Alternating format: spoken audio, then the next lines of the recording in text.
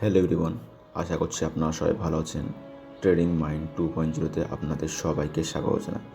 এই চ্যানেলে আমি আপনাদের share market related video upload করে থাকি। শেয়ার মার্কেটের এখানে নলেজ দেওয়া হয়, কীভাবে একজন ইনভেস্টার এবং ট্রেডার হিসাবে কীভাবে মার্কেটে কাজ করব এই নিয়ে আলোচনা করা হয়। তো চ্যানেলে যারা নতুন, চ্যানেলটিকে সাবস্ক্রাইব করে পাশে থাকবেন। আজকের ভিডিওতে আমরা জানব সুইং ট্রেডিংয়ের জন্য একটি বেস্ট ইন্ডিকেটার, যার মাধ্যমে আমরা কোথায় কোন স্টকে কিনবো এবং কোথায় কোন স্টকে বেচবো, এটাই নিয়ে আমরা আলোচনা করব। তো শুরু করা যাক। তো আজকে আমরা আলোচনা করব মুভিং অ্যাভারেজ নিয়ে। তো মুভিং অ্যাভারেজটা কি? মুভিং অ্যাভারেজ হচ্ছে প্রত্যেক দিনের ক্লোজিংকে ডিভাইড করলে একটা অ্যাভারেজ ক্যালকুলেশন করা হয়। ওটা খাতা ক্যালকুলেশন আগে করতে হতো, এখন করার প্রয়োজন নেই। এখন আমাদের ইন্ডিকেটার চলে এসেছে, সেক্ষেত্রে করা যাবে। তো আমরা দেখে নেব যে সাপোর্ট এবং কোথায় রেজিস্ট্যান্স নিয়ে কাজ করছে। প্রথমে আমরা রিলায়েন্স ইন্ডাস্ট্রি স্টকটি দেখব। আপনারা দেখতে পাচ্ছেন এখানে দুটো লাইন প্লট করা আছে। এই যে আপনারা দেখতে পাচ্ছেন,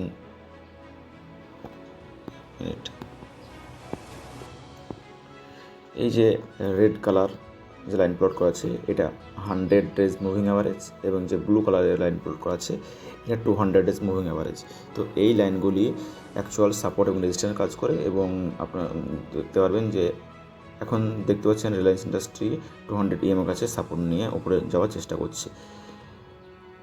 সুইং ট্রেড করতে গেলে আমরা দেখতে হবে যে কোথায় স্টকটি কেমন কি মুভমেন্ট করেছে, আমরা প্রিভিয়াস দেখে নিই। তো দেখতে পাচ্ছি, দেখেন এইখানে দেখতে পাচ্ছেন আপনারা যে 200 EM এর কাছে এসেছে এবং নিচের দিকে ব্রেকডাউন করেছে, আবার এসেছে, আবার নিচের দিকে নামার চেষ্টা করেছে।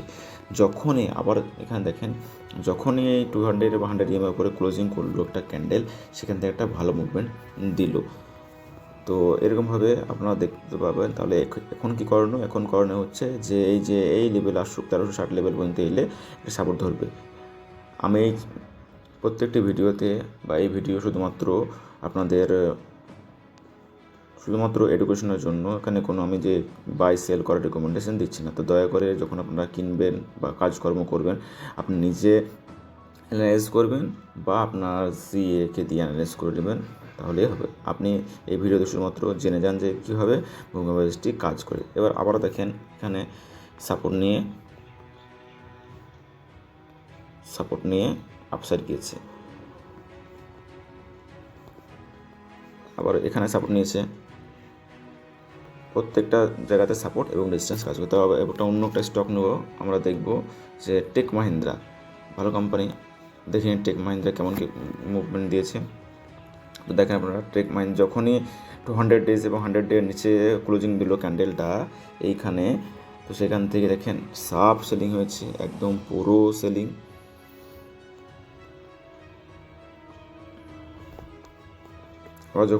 আবার এখানে দেখেন 200 EM যখনই ক্লোজিং করলো, সেখানে আপসাইড মুভমেন্ট দিল।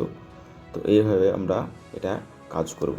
তো এগুলো আপনারা প্রত্যেকটা স্টকে আপনারা নিজে নিজে চেক করে নেবেন এবং প্র্যাকটিস টেস্ট করে দিয়ে। এখন তাহলে কি, এখন ব্রেকডাউন দিয়ে দিচ্ছে, তাহলে এখন আশা করা যাচ্ছে কোথায় সাপোর্ট নিতে পারে। এখন মোটামুটি 1280 বা 1240 লেভেলে সাপোর্ট করতে পারে। ধন্যবাদ সবাইকে। চ্যানেলে যারা নতুন, চ্যানেলটিকে সাবস্ক্রাইব করে পাশে থাকবেন।